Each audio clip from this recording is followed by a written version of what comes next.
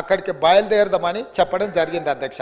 ఈ నేపథ్యంలో ఈరోజు మనమందరం మంతనికి వెళ్ళి మేడిగడ్డ బ్యారేజ్ను చూసి వాటి వివరాలన్నిటినీ తెలుసుకొని కల్లారా చూసి విజిలెన్స్ ఇచ్చే నివేదికను అక్కడ వాళ్ళు శాసనసభ్యులకు శాసనమండలి సభ్యులకు వివరించిన తర్వాత మంత్రులతో సహా అది చూసి వచ్చి రేపో ఎల్లుండో తమరి అనుమతితో సాగునీటి పారుదల శాఖ మంత్రి గారు శ్వేతపత్రాన్ని సభలో పెట్టబోతున్నారు, చర్చకు తీసుకురాబోతున్నారు.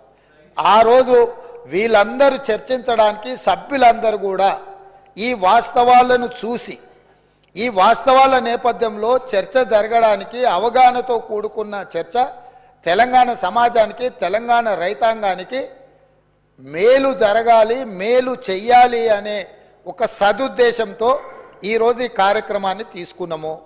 నేను ప్రధాన ప్రతిపక్ష పార్టీ అయిన బీఆర్ఎస్కు మాజీ ముఖ్యమంత్రి శ్రీ కల్వకుంట్ల చంద్రశేఖరరావు గారికి నా విజ్ఞప్తి, మీరు మీ శాసనసభ్యులు, ఎందుకంటే ఈ అద్భుతం, ఈ మ్యాన్ మేడ్ వండర్ ప్రపంచంలోనే అద్భుతమని ఇక్కడ కాదు, న్యూయార్క్ స్క్వేర్, న్యూయార్క్ టైమ్స్, న్యూయార్క్లో అక్కడ పెద్ద పెద్ద